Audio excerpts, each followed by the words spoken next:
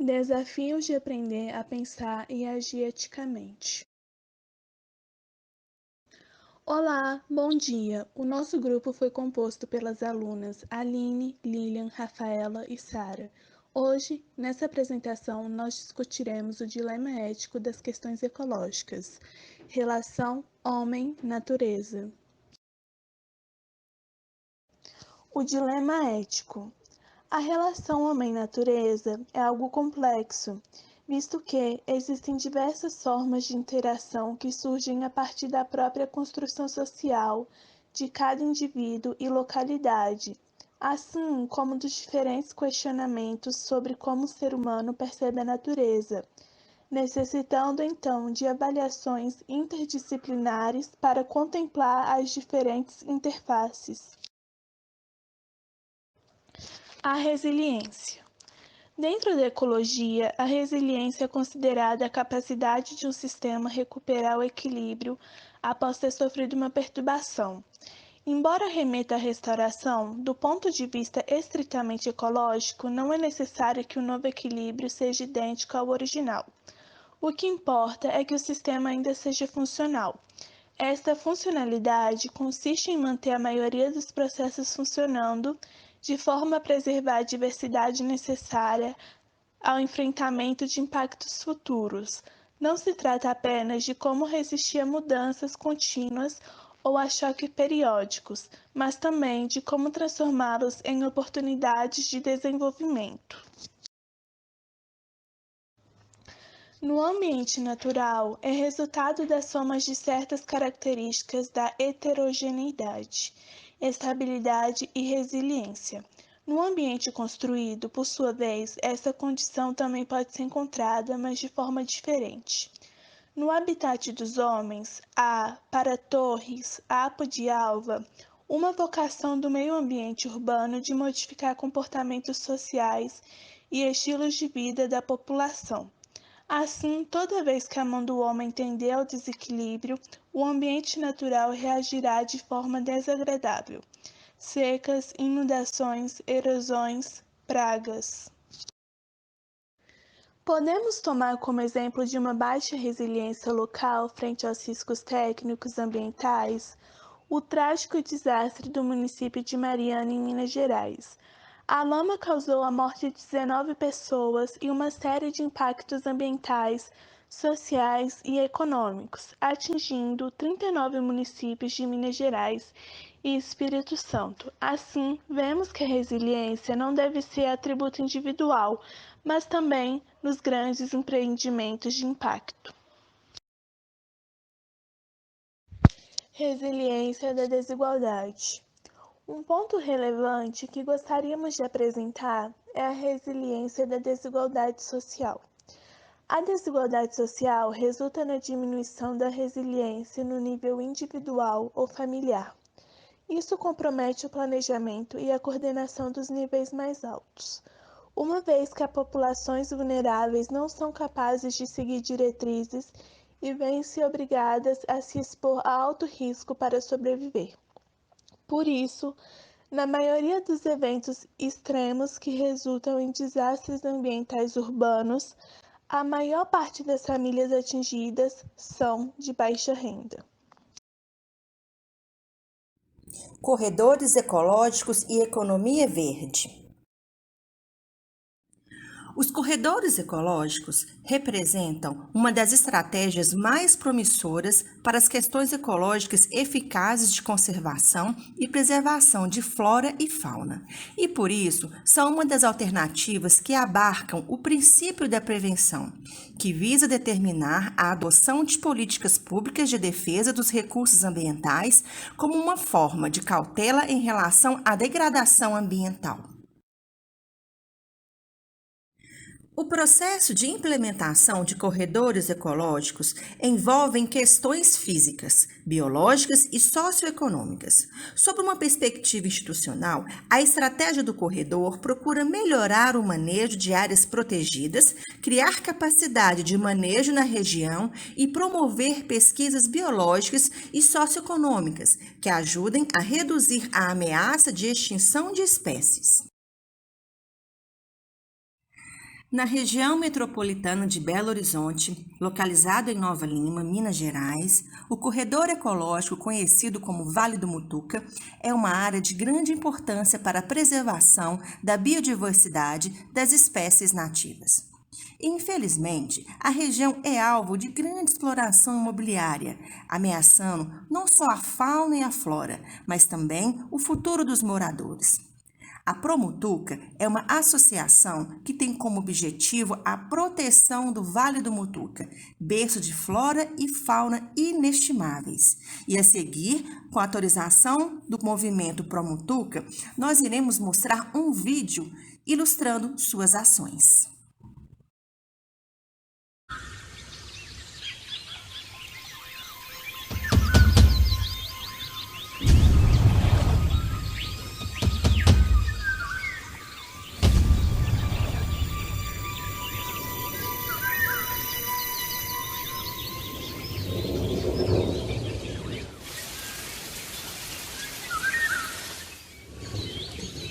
A natureza pede passagem no Vale do Mutuca.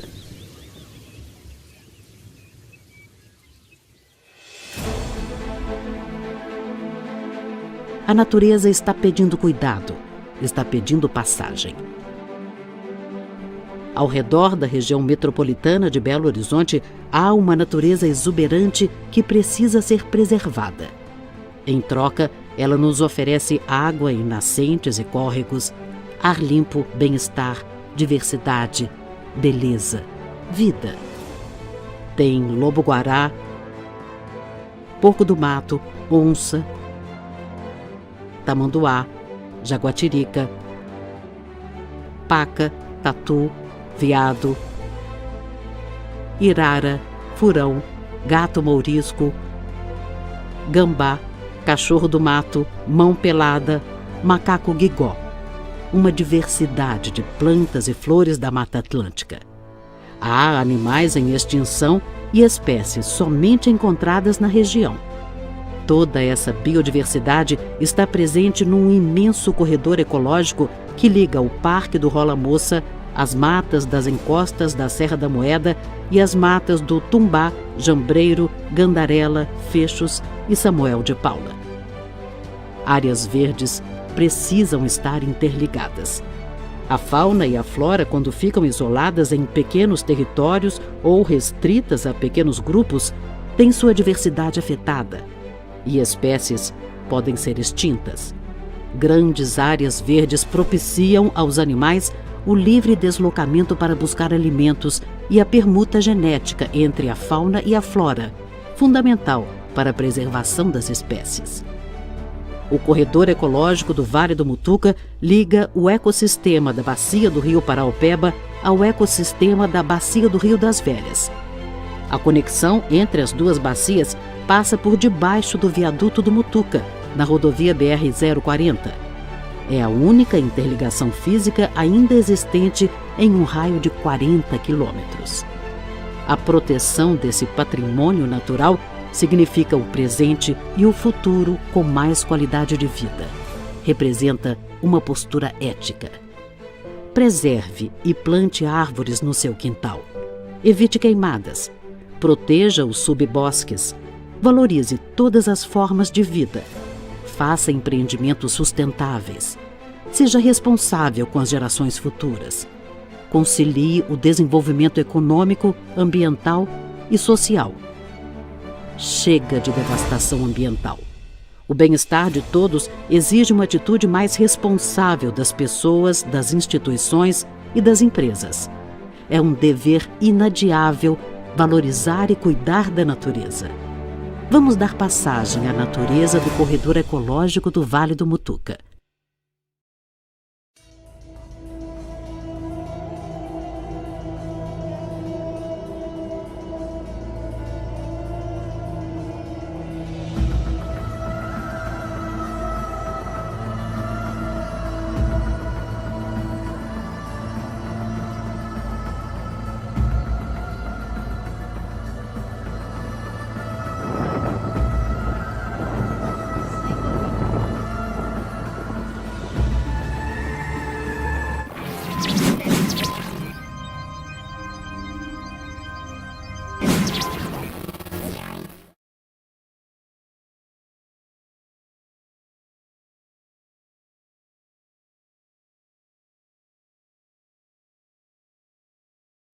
Economia verde.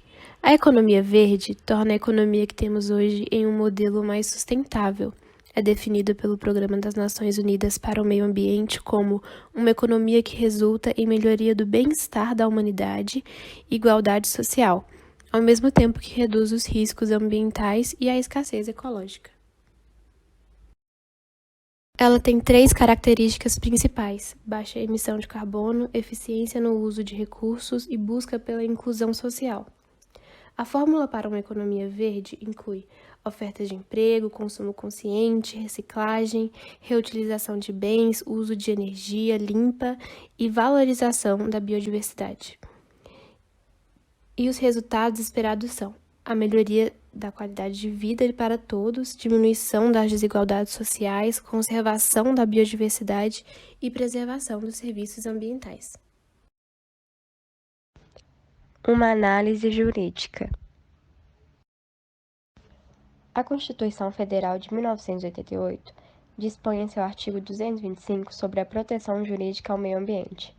Todos têm direito ao meio ambiente ecologicamente equilibrado, bem de uso comum do povo e essencial à sadia qualidade de vida, impondo-se ao poder público e à coletividade o dever de defendê-lo e preservá-lo para as presentes e futuras gerações.